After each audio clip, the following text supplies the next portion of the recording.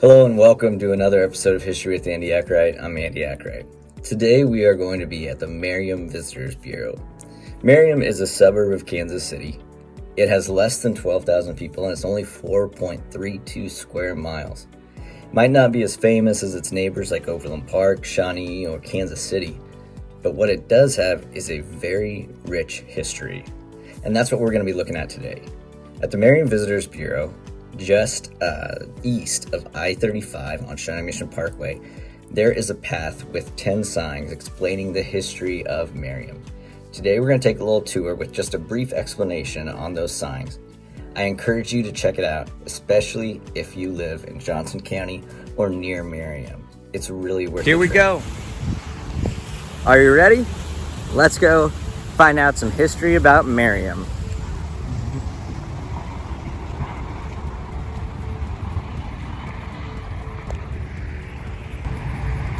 One, what is now known as Merriam, Kansas, was the home of the Kansas Indians, who were eventually forced down to Oklahoma, and the Shawnee Indians, who were forced from the Ohio River Valley down to this area.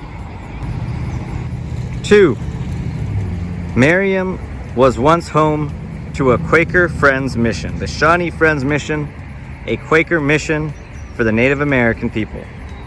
It closed in 1870.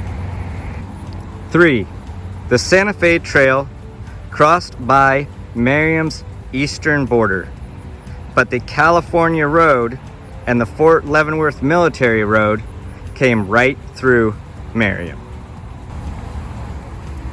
4, Merriam was originally known as Campbellton, after David Campbell, who came here and settled, then donated land to the railroad, and then donated land to establish this town with a general store, blacksmith shop, and other buildings.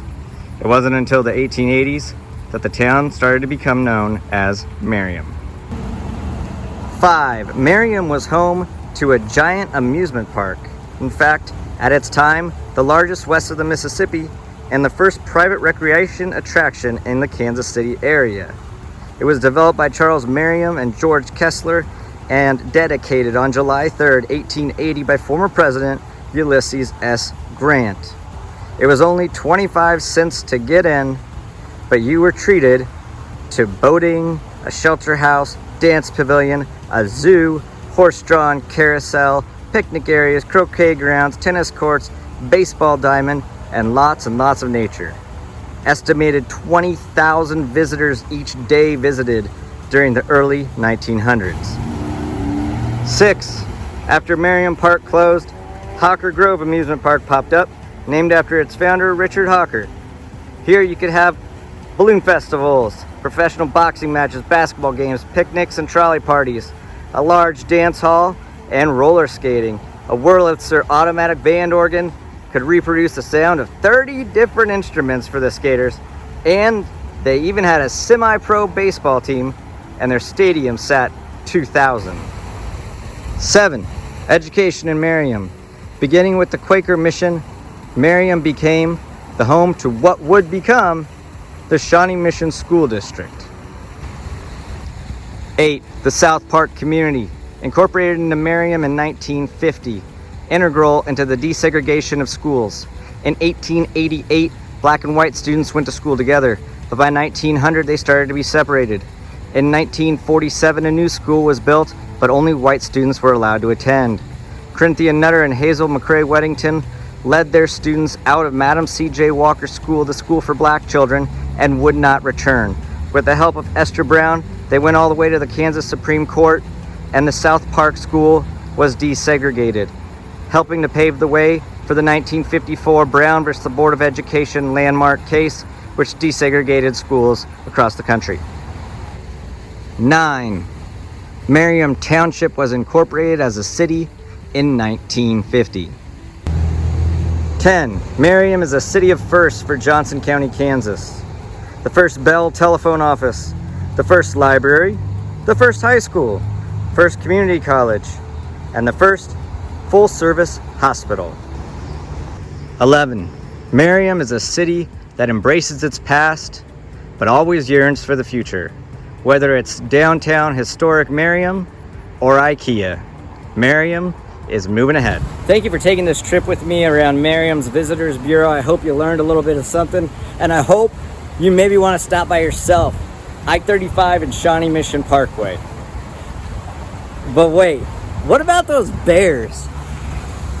Yeah, why a statue of bears? This statue is dedicated in 2006 by a sculptor named Quan Wu, one of my favorite artists, a local artist, and it shows a family of 3 bears.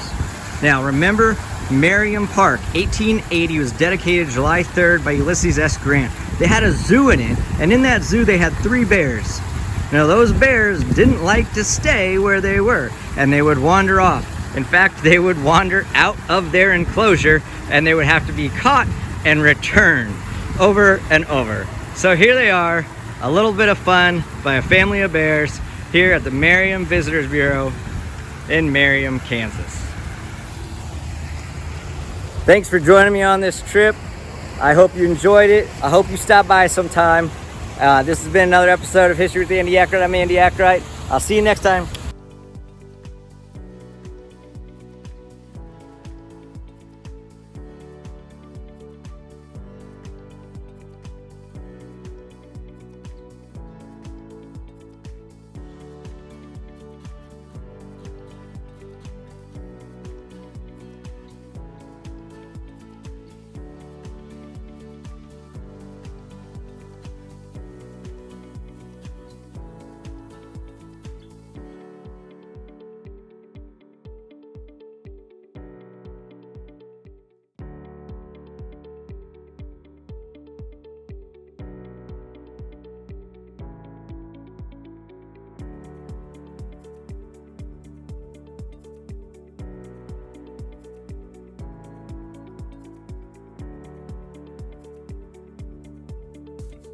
Thank you for taking this little journey with me today. I hope you learned something. I hope you were surprised by something.